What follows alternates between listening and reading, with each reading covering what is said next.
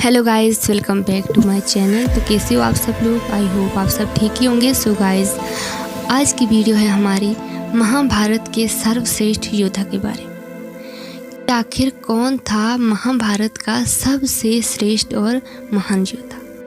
महाभारत में एक से बढ़कर एक योद्धा थे।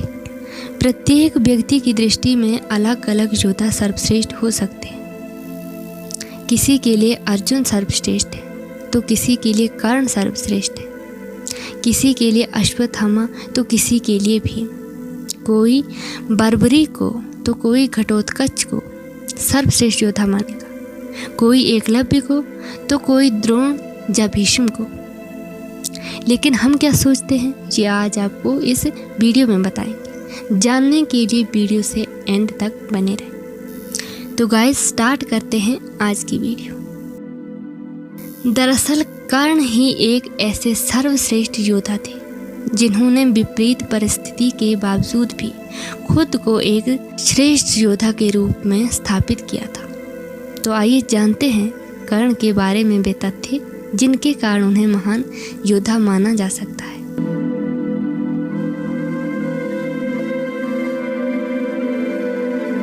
अर्जुन का साथ देने के लिए जगत के स्वामी यानी भगवान नारायण खुद थे, लेकिन कर्ण का साथ देने के लिए केवल दुर्योधन ही था। अर्जुन पूर्णतः श्री कृष्ण पर निर्भर थे, जबकि इधर दुर्योधन खुद कर्ण पर निर्भर थे। कर्ण एक सच्चा मित्र होने के साथ साथ दानवीर भी था। स्वयं भगवान श्री कृष्ण इस बात की पुष्टि करते हैं कि कर्ण से बड़ा दानी कोई नहीं। श्री कृष्ण की योजना के तहत कर्ण के कवच और कुंडल को छल पूर्वक अर्जुन के पिता इंद्र द्वारा हथियार लेने के बावजूद भी कर्ण ने युद्ध को एक योद्धा की तरह ही लड़ा। कर्ण ने जरासंध को अकेले हराया था, वहीं भीम ने कृष्ण की मदद से जरासंध को छल के द्वारा मारा था। कर्ण के पास भगवान परशुराम द्वारा दिया गया शिव का विजय धनुष था। ये धनुष जिस भी योद्धा के हाथ में होता था, उस योद्धा के चारों तरफ एक ऐसा अभेद्य घेरा बना देता था जिसे भगवान शिव का पाशुपात अस्त्र भी भेद नहीं कर सकता था। कर्ण को महाभारत में तब तक नहीं मारा जा सकता था जब तक कि उसके हाथ में वह धनुष था। कर्ण ने कुंती को वचन दिया था कि वो उनके 4 पुत्रों की जान नहीं लेगा, वह सिर्फ अर्जुन से ही युद्ध करेगा। युद्ध के दौरान ऐसे कई मौके भी आए जब कर्ण का सामना भीम, युधिष्ठिर, नकुल और सहदेव के साथ हुआ। वो चाहता तो उन सभी को मार सकता था, किंतु उसने ऐसा नहीं किया, क्योंकि एक योद्धा का वचन ही उसके लिए सर्वश्रेष्ठ होता है। जिस द्रुपद को 105 भाई मिलकर जीत पाए थे, उसे कर्ण ने दिग्विजय के दौरान अकेले ही हराया था। प्राग ज्योतिष का राजा भगदत्त, जिसे राजसूय यज्ञ के दौरान अर्जुन नहीं हरा पाए थे, उसे भी कर्ण ने हराया था। अश्वसेन बाण का संधान दोबारा ना करना, ये भी श्रेष्ठता का ही प्रमाण है। अश्वसेन एक नाग था जो कर्ण के धनुष पर चढ़ गया था और उसने कहा था कि तुम मेरा संधान करो तो मैं वहां पहुंचकर अर्जुन को डंस कर अपना बदला पूरा करूंगा, क्योंकि अर्जुन ने खांडवबंध के समय मेरे पूरे परिवार को जला दिया था।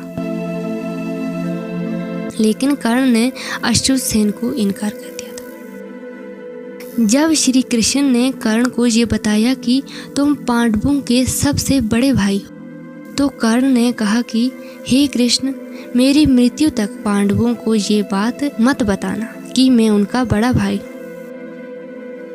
कर्ण की यह बात सिद्ध करती है कि पांडवों के प्रति किसी भी षड्यंत्र में कर्ण शामिल नहीं था।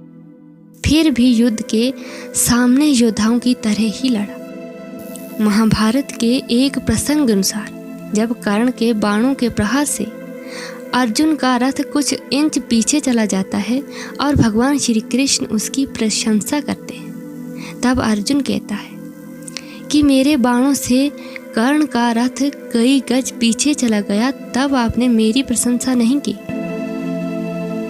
अर्जुन की ये बात सुनकर भगवान श्री कृष्ण कहते हैं कि कर्ण के रथ पर भगवान श्री कृष्ण यानी जगत के स्वामी हैं। भगवान श्री कृष्ण कहते हैं कि कर्ण के रथ पर कर्ण और महाराज शल्य ही बैठे हैं, परंतु तुम्हारे रथ पर मैं यानी भगवान नारायण और महावीर हनुमान बैठे हैं। तब भी कर्ण ने तुम्हारा रथ पीछे धकेल दिया। सोचो यदि महावीर हनुमान नहीं होते तो क्या होता। कर्ण के साथ सिर्फ उसका पराक्रम है, तुम्हारे साथ मैं स्वयं हूँ, लेकिन कर्ण सिर्फ अपने पराक्रम से युद्ध कर रहा है।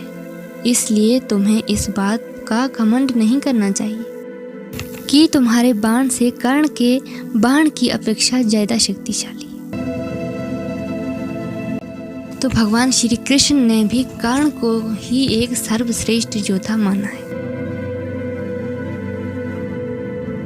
तो गाइस, ये थी हमारी आज की वीडियो। कैसी लगी आपको कमेंट करके ज़रूर बताएं। तो मिलते हैं नेक्स्ट वीडियो के साथ, तब तक के लिए हरे कृष्णा।